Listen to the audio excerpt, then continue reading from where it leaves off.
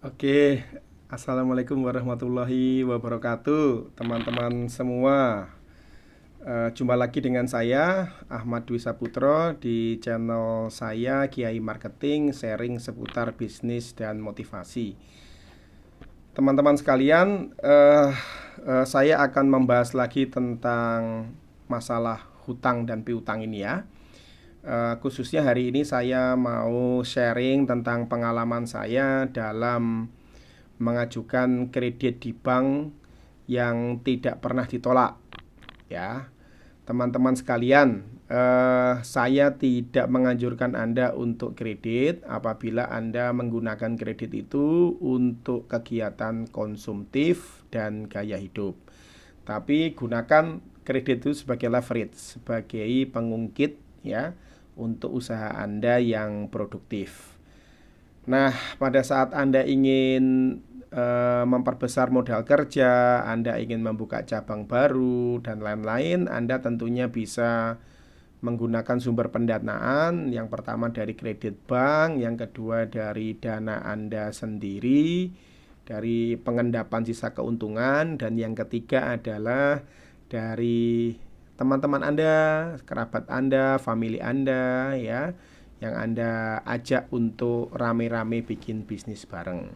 Ketiganya pasti ada plus dan minusnya. Nah, yang mengenai bisnis rame-rame, silahkan Anda boleh lihat video saya yang berkaitan dengan buku yang saya tulis, yaitu The Fifth Quadrant, cara aman menjadi miliarder melalui passive income, dengan Mas Agung Prasetyo Utomo, yaitu seorang pengusaha sukses yang berjuluk Panglima Juara.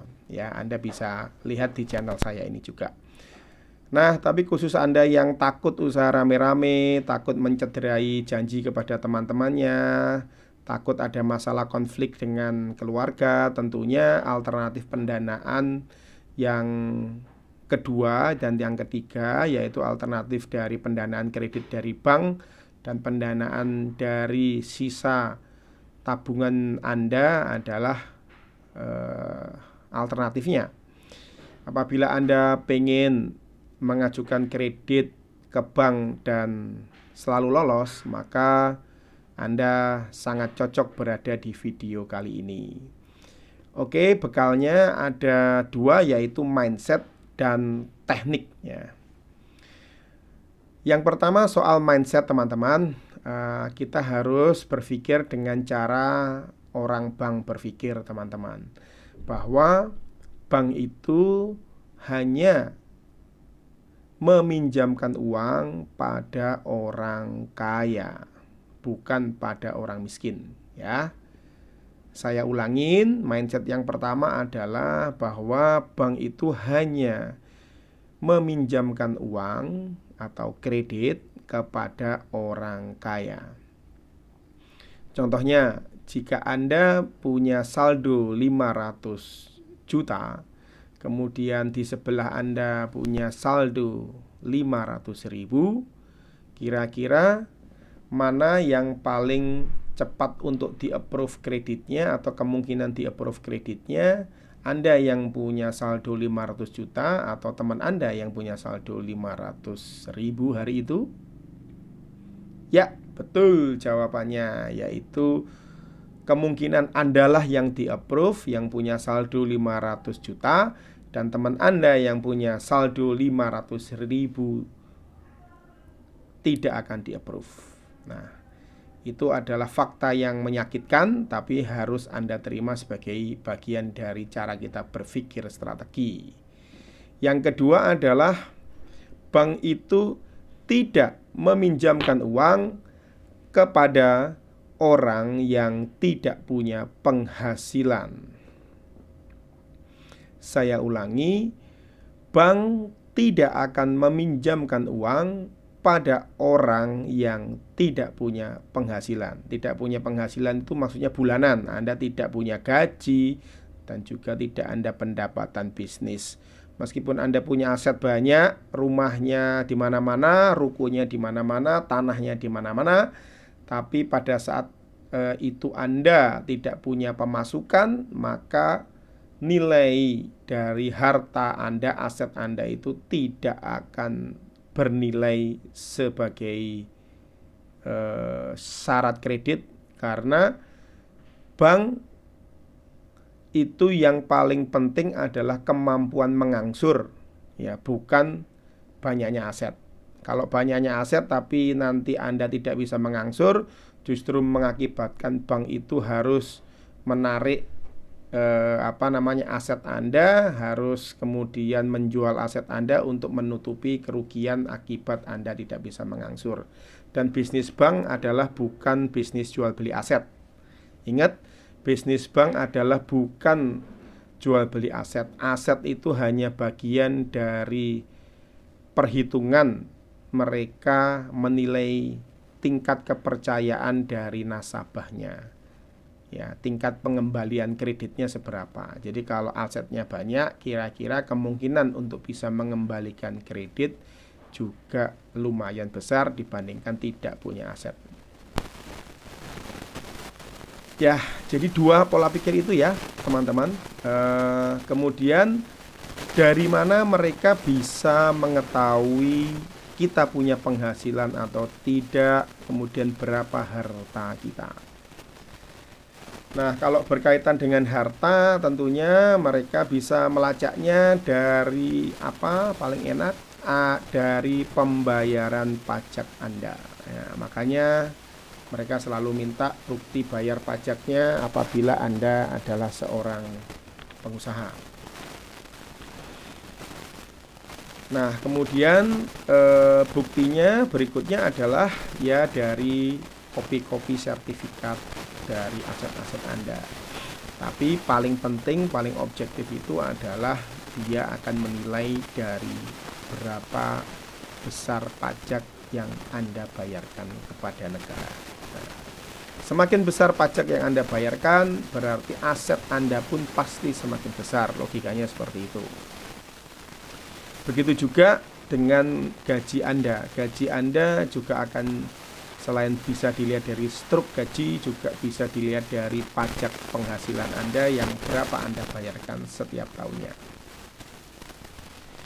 Ya, maka membayar pajak itu penting kalau bagi pengusaha yang pengen scale up, pengen menaikkan diri, pengen mendapatkan pendanaan dari bank. Karena hanya ada 5 hal yang pasti di dunia ini. Yang pertama adalah lahir, yang kedua adalah rezeki, yang ketiga adalah jodoh, yang keempat adalah mati, dan yang kelima adalah pajak. Jadi Anda harus membayar pajak apabila Anda pengen naik level dari UKM ke korporasi, atau Anda pengen naik level dari orang biasa ke orang kaya, sudah pasti Anda harus membayar pajak. Nah, selain itu mereka tahu dari mana ya penghasilan kita. Yang paling penting adalah mereka pertama akan tahu kejujuran Anda itu dari lembar aplikasi kredit. Nah, di situ pasti ditanya Anda punya penghasilan berapa dan sumber penghasilannya dari mana. Itu sifatnya adalah deklarasi Anda. Nah, deklarasi itu kemudian mereka akan cek itu tadi dari pajak bisa, kemudian dari buku tabungan Anda. Kalau Anda pribadi adalah dari buku tabungan yang jadi transaksi, gaji, dan pengeluaran rutin. Kemudian yang kedua adalah dari laporan dari rekening koran jika Anda adalah pengusaha UMKM berbentuk badan hukum, misalkan PT atau CV. Dari situ dia akan tahu berapa omset Anda. Bagaimana cara perbankan menghitung omset Anda?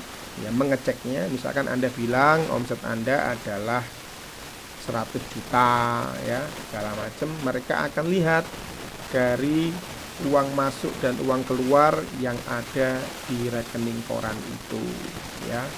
Dia tidak mungkin datang ke tempat Anda tanya-tanya atau buka-buka brankas, buka-buka laporan keuangan, itu enggak. Paling dia hanya mensyaratkan laporan keuangan yang Anda declare saja. Dan itu tentunya bisa di makeover, bisa dipercantik ya, supaya Anda bisa lolos kreditnya. Kemudian berikutnya adalah data BI checking, atau kalau sekarang namanya slip OJK, yaitu mereka akan meminta data BI checking nama Anda ya. Di situ akan tertera riwayat kredit Anda. Bagaimana, apakah Anda pernah mengambil kredit, apa saja, berapa juga jumlahnya, dan bagaimana historisnya. Apakah Anda lancar membayarnya, atau Anda bayarnya di akhir bulan, atau bahkan Anda kemudian pernah kena penalti segala macam, ada di situ. Yang terakhir, kalau mereka sudah yakin, mereka akan turunkan yang namanya monthly kredit atau kredit analis ke perusahaan Anda, ke alamat Anda, alamat rumah dan alamat kantor Anda. Jadi pastikan alamat kantor dan alamat rumah itu memang tertera jelas ya, karena mereka akan datang untuk melakukan survei, benar nggak punya rumah di situ, dan benar nggak bahwa di situ di alamat lainnya ada usahanya ya. Untuk COVID seperti sekarang ya, bank lebih percaya pada slip gaji daripada pada omset bisnis. Jadi kalau Anda menjadi seorang entrepreneur, mungkin saat ini lebih baik mengajukannya sebagai gaji direktur utamanya, atau gaji sebagai owner, atau gaji sebagai manajernya, daripada Anda berkata bahwa Anda pemilik perusahaan itu ya. Pemilik perusahaan justru sekarang sedang susah mencari kredit karena ketidakpastian ekonomi membuat bank menilai bahwa penghasilan Anda pun akan fluktuatif. Tapi kalau Anda itu kerja di sebuah PT, Anda digaji, itu mereka berpikir gaji tetap itu lebih aman daripada gaji atau pendapatan bisnis yang tidak tetap. Ya. Kenapa kredit Anda ditolak? Nah, ini problemnya. Kita tidak pernah tahu sebabnya kenapa kita diterima kredit kita di sebuah bank dan kenapa kredit itu ditolak. Oleh karena itu, masih selalu jadi misteri. Tapi mindset yang dua tadi adalah kesimpulan saya dan kesimpulan teman-teman komunitas ya, yang saya temui, bahwa memang bank itu hanya akan mendanai pada orang kaya dan pada orang yang berpenghasilan. Oleh karena itu, persepsi kaya dan persepsi berpenghasilan itu penting Anda kemukakan di depan orang bank. Ya, caranya apa? Nah, caranya adalah kita menginjak bagian kedua, yaitu bagaimana teknik supaya kita bisa lolos dengan cara melakukan mempercantik keuangan kita di rekening kita maupun di rekening koran kalau itu berbentuk badan hukum. Sebagaimana Anda ketahui, kalau Anda pernah mengajukan kredit ya, Anda diminta memberikan kopi dari buku rekening Anda selama minimal 3 bulan atau lebih baik 6 bulan. Karena di situ seorang mantri kredit analis akan menilai kemampuan bayar dari Anda terhadap angsuran per bulannya, terhadap kredit secara totalnya. Ya, bagaimana cara mengecek kemampuan angsuran Anda ya, terutama buat pebisnis. Kalau buat karyawan gampang, kemampuan angsuran itu adalah 30% dari penghasilan Anda. Penghasilan itu berarti gaji di kantor ditambah bisnis sampingan. Mungkin Anda berjualan online, mungkin Anda punya bisnis kuliner, atau mungkin Anda membuka minimarket segala macam. Bisa Anda masukkan di pos penghasilan tambahan itu. Nah, di sini yang bisa kita mainkan, misalkan gaji Anda 7 juta, Anda pengen punya persepsi bahwa gaji Anda 10 juta, sekali lagi persepsi, maka Anda harus bisa menciptakan persepsi bahwa ada transferan tambahan sebesar 3 juta setiap tanggal 1 ya dari bisnis Anda, atau setiap hari harus ada uang masuk sebesar 100.000 ya dari bisnis Anda, dan Anda persiapkan itu adalah 6 bulan sebelumnya. Kalau Anda punya bisnis ya, perhitungan mereka adalah 30% dari omset bisnis Anda. Jadi kalau tadi Anda butuh tambahan itu adalah 3 juta, berarti Anda harus punya omset bisnis laba kotor itu laba bersih minimal itu adalah 9 juta sampai 10 juta di bisnis tambahan Anda, karena yang dinilai cuma 30%. Rumusnya adalah omset dikali profit dikali 30%. Sama seperti juga ketika Anda punya gaji juga cuma dihitung 30%-nya dari gaji Anda sebagai kemampuan Anda untuk membayar angsuran. Oke, secara teknis seperti apa? Bagaimana kita melakukan makeover di rekening tabungan kita dan rekening koran kita? Yang pertama adalah prinsipnya adalah ada target nilai angkanya.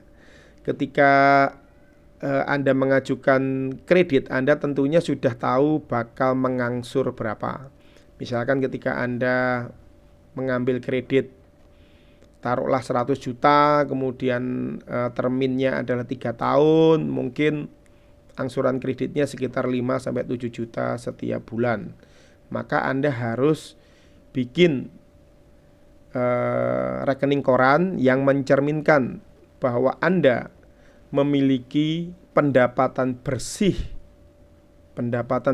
minimal berapa? Apakah 7 juta? Tidak. Pendapatan bersih Anda adalah 3 dikali 7 juta, yaitu 21 juta. Ya, 21 juta. Lalu omsetnya berapa? Nah, kalau laba bersihnya 21 juta, berarti omset bisnis Anda minimal harus terlihat di rekening koran itu adalah 3 kalinya, yaitu 21 dikali 3 berarti 66 juta rupiah untuk transaksi per bulannya. Per harinya berapa? Ya 66 dibagi 30 ya. Itu harus Anda jadikan matematika untuk melakukan makeover di laporan keuangan Anda, makeover atau mempercantik transaksi di rekening tabungan Anda dan di rekening koran Anda. Kemudian setelah Anda tahu angkanya, cara kedua adalah Anda bagaimana menyusun strategi persepsinya. Karena bank sekali lagi hanya akan melihat dari keluar masuk uang di dalam rekening Anda itu. Yang pertama adalah di akhir bulan Anda harus memiliki saldo mengendap yang lumayan besar. Akhir bulan itu tanggal 25, 26, 27 sampai dengan tanggal 31. Anda harus punya rekening mengendap yang besar, minimal sesuai dengan jumlah laba bersih yang Anda declare, yang Anda sampaikan, yang Anda tuangkan di dalam aplikasi itu. Ya, saldo mengendapnya, karena dari situ kalau Anda tidak bisa punya saldo mengendap, tadi berarti saldo mengendapnya harus 21 juta. Kalau saldo mengendapnya cuma 10 juta, berarti Anda dinilai berbohong oleh bank. Ya. Jadi bagaimanapun tanggal 25, 26, 27, 28, 29, 30, 31 Anda punya saldo mengendap sebesar 21 juta apabila angsuran kredit Anda itu adalah 7 juta. Kemudian hariannya juga harus Anda makeover, harus Anda skenariokan. Skenarionya seperti apa? Yang pertama adalah uang masuk harus lebih banyak daripada uang keluar. Jadi dalam periode 1 bulan itu kalau dilihat uang masuknya lebih banyak daripada uang keluarnya. Dan terakhir saldonya adalah positif 21 juta tadi. Jika Anda angsurannya 7 juta. Kemudian Anda nggak boleh terlalu sering tarik uang dengan menggunakan rekening itu. Jadi gunakan rekening lain apabila Anda pengen bayar sesuatu di Indomaret, Alfamart, Anda pengen makan di restoran, Anda jangan menggunakan rekening yang akan Anda declare ke bank tersebut. Ya, kesannya apa? Kesannya adalah uang Anda campur-campur aduk, tidak punya perencanaan keuangan yang baik. Nah, kalau bisa nariknya itu maksimal 3 kali dalam sehari. Dan kalau bisa metodenya macam-macam atau alatnya yang dipakai macam-macam. Menariknya pertama lewat ATM, kedua lewat mobile banking, ketiga lewat internet banking. Jangan semuanya misalkan dari ATM 1 hari langsung tarik-tarik semua. Kemudian kalau bisa perputaran uang itu agar terlihat bahwa Anda memiliki omset yang baik, itu adalah jangan menggunakan rekening Anda sendiri untuk bayar dan untuk penerimaan, tapi gunakan rekening atas nama orang lain jika transaksi Anda belum terlalu banyak. Misalkan adalah Anda daftarkan tuh semua pegawai di perusahaan Anda ke rekening yang sama, misalkan sesama BCA. Nah, kemudian dari rekening itu Anda bisa putar-putar keluar masuknya sehingga seakan-akan 10 karyawan Anda yang Anda punya di perusahaan Anda, di warung kecil Anda itu adalah konsumen Anda. Ya. Jadi jangan menggunakan rekening kita untuk keluar masuk atas nama kita sendiri, misalkan seperti saya atas nama Ahmad Dwi Saputro. Jangan. Tapi gunakan untuk transaksi itu dengan menggunakan rekening orang lain semuanya, ya. Jadi rekening Angga Dwi Saputro itu hanya rekening penampung saja. Kemudian kalau transfer, misalkan transfer dari rekening Pak Eko, misalkan teman saya, misalkan ada yang namanya Pak Eko, dia akan transfer seakan-akan saya mendapatkan order. Nah, maka transfernya kalau bisa, kalau melalui transfer melalui internet banking atau mobile banking, itu kalau bisa ganjil. Ya, seperti Anda kalau transaksi di toko online ya, ada ganjilnya, misalkan 103 rupiah atau 105.000 rupiah, misalkan kayak gitu. Nah, kalau setoran dari bank kalau bisa genap, jangan 103 rupiah tapi 110 rupiah, seperti itu. Karena tidak logis kalau Anda transfer, kalau Anda setor di bank kemudian ada angka ganjilnya menurut petugas bank. Kemudian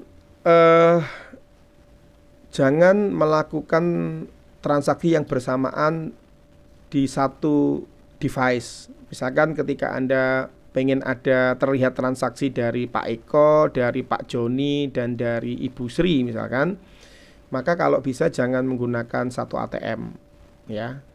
Tapi gunakan ATM yang berbeda, minimal ada jeda selama 4 jam. Atau paling aman ya gunakan metode yang macam-macam. Misalkan Pak Eko-nya pakai transfer, Bu Sri-nya misalkan pakai internet banking, kemudian yang lain pakai mobile banking, sehingga terkesan bahwa transaksi Anda itu natural dan tidak dibikin-bikin. Dengan Anda membuat rekening koran dan rekening tabungan Anda itu perputarannya bagus, cantik, dan sesuai dengan target angsuran Anda, maka sudah dipastikan bahwa Anda akan disetujui kreditnya. Ya.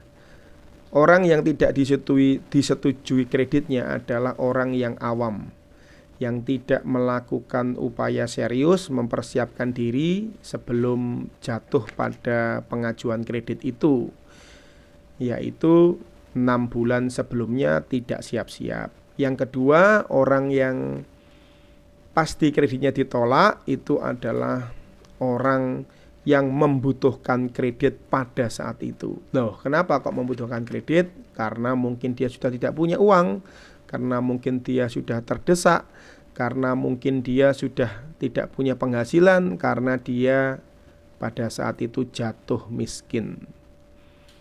Miskin secara persepsi dan miskin secara realita. Ya. Dan menurut hukum tadi di awal bahwa bank tidak akan pernah mendanai orang miskin dan orang yang tidak punya penghasilan. Demikian sharing saya.